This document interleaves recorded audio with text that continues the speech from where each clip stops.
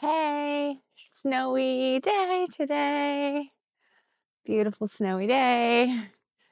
I'll show you the trail. Super nice.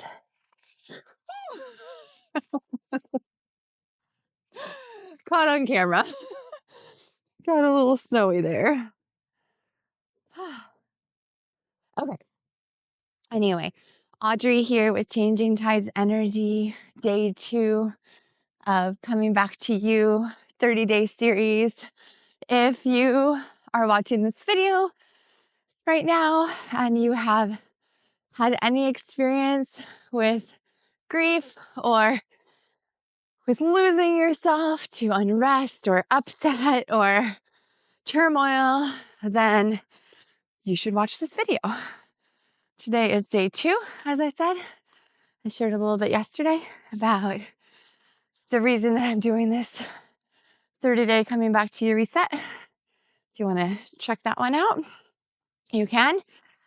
But really what it comes down to is my brother died January 31st by suicide.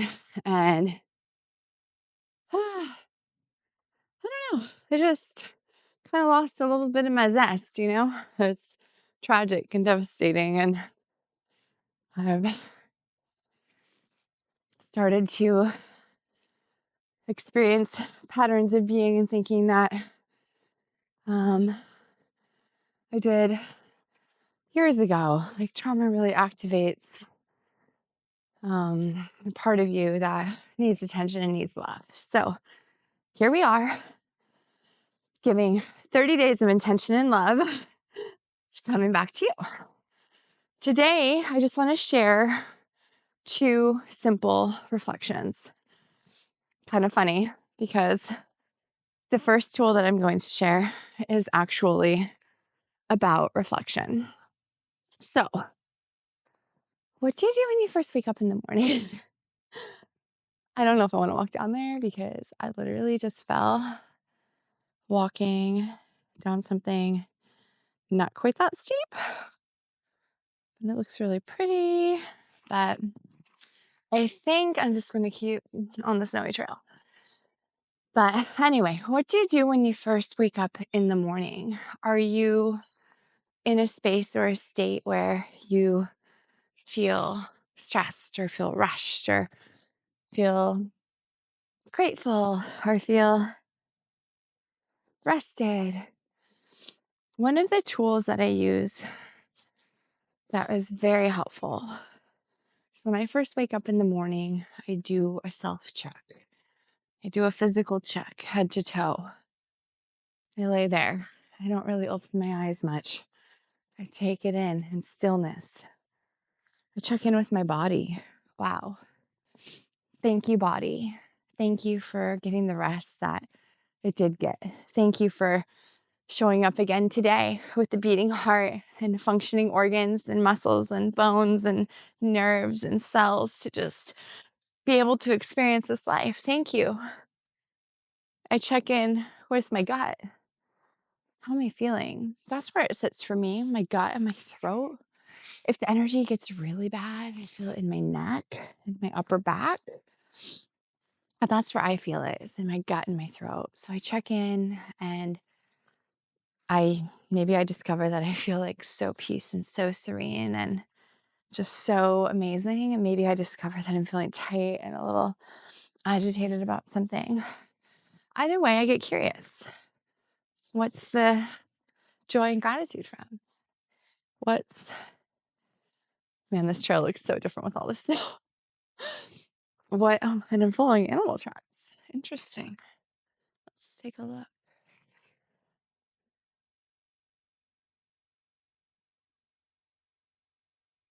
Very interesting. What is that? It looks like a hooved animal. Huh. They're pretty big. Could be a rabbit, I guess. I just don't see the tail, and those feet don't look like rabbit feet, but who knows? Scott's the one that totally grew up in the forest, so He'll probably identify them in just a hot second. Anyway, pretty cool. So getting curious with ourselves, no matter what we're feeling. And this is if you're on a path to healing. This is if you're on a path of awakening. This is if you're on a path of expansion and awareness. This is not if you just want to numb out and not exist through your life. Don't do this. If you don't want to feel, don't do this. If you don't want to like expand and grow, like don't do this. But if you want to, then really check in the morning. The morning is such a beautiful, amazing time. And I'll tell you why. The morning, man, this beach looks so different at low tide, especially with all the snow. So the morning time is a time when, it's a time when we are the most truly connected in our essence. It's a time when we don't yet have the distractions of the day. When we sleep at night is when we are the closest to our own divine truth and divine nature. It's when the earthly human blocks and the egoic blocks are gone.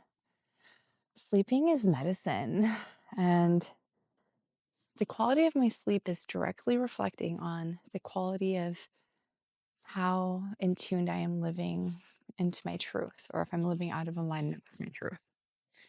I don't know if that's the same for you, but I cannot sleep.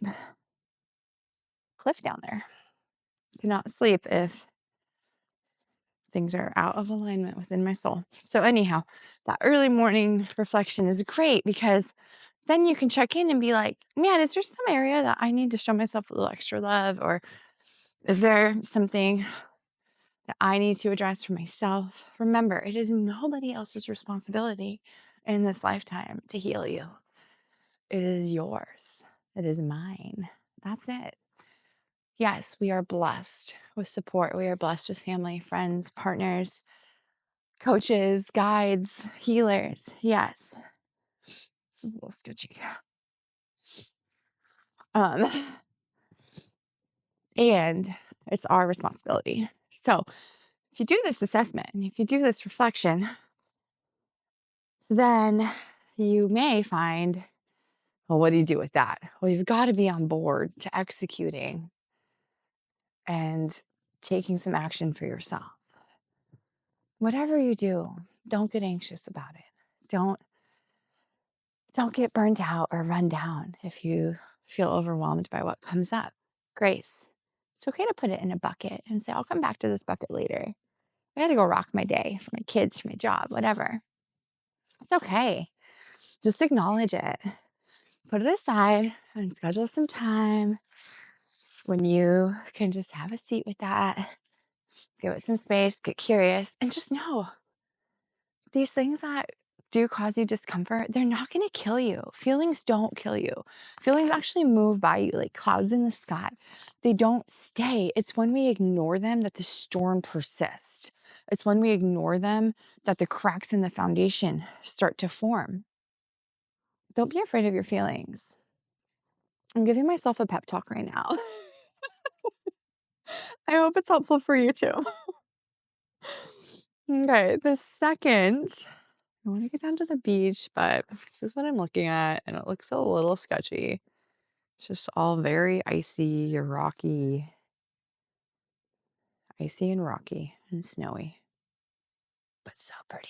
So I'm going to try and go for it. Wish me luck. Okay, the second thing, kind of funny topic, after that segue, is the power of the pause.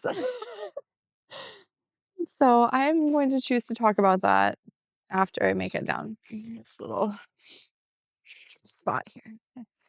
Didn't wear gloves just because. And that's okay. Made it down the first step. Oh my gosh, it's so pretty over here. Like a little magical forest fairy. This beach is really not accessible really low tide. Oh, okay.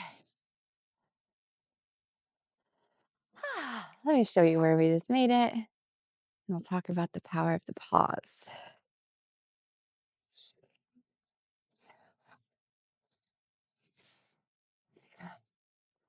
So beautiful.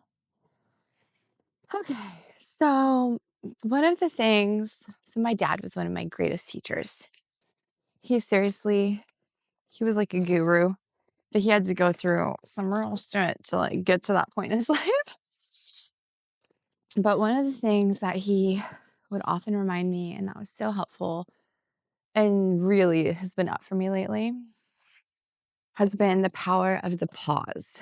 So, if you're feeling angry or agitated or worried or scared, or you have any type of like energy that's just like, ugh, and you want to go bring that to somebody else, especially if you're angry, like, what happens if you take a pause? What happens if you take the pause for 24 hours? Then what happens? It pretty much goes away. Either if it's an issue with another person, it just kind of resolves, right? Time heals things generally. Not always 24 hours, but still things change. Perspective shifts in 24 hours, big time. If it's a worry or a concern, like the issue has probably already like run its course. And if it's like something big, like of course, pausing and like, of course, take the action that's needed for your own safety and well-being. If it's like a mental or emotional upset without a huge merit or basis other than your past life experiences, it's actually really powerful to pause. It's very meaningful and it really doesn't disrupt like the natural environment around you. And the truth is, we are so divinely supported and guided, and we absolutely 100% can just lean into that. We do not have to live in a state of responsibility or worry for the world. It is not our responsibility. I know we may feel like it is, and at times in my life, I really felt like it is, but it is not. Our responsibility is to ourselves and to our own healing. And if you feel called to advocate and called to fight for others, like, then that is yourself. That's you being true to yourself. We all have a different makeup, a different wiring, a different calling. The big ask, though, is to stay connected to yourself and not to abandon yourself in the process, not to lose yourself in the discovery and the working through grief, not to lose yourself in the unrest of the world, not to lose yourself in the problems of family or relationships or work. Like, don't lose yourself. How do you stay connected to yourself? A few simple things: reflect and pause. I hope that's helpful. I'm curious, have you noticed that in your own personal life before? Reflecting or pausing, the power of the pause, or the power of reflection in the morning? I'd love to hear about your story. And I'd also love to hear if there are any other topics or ways that you have supported your own health and your own healing during times of transition or times of unrest. Thank you so much for joining me on day 2 of our 30-day series of Coming Back to You. I'm grateful you're here. Click subscribe if you'd like more, and I look forward to connecting more with you soon.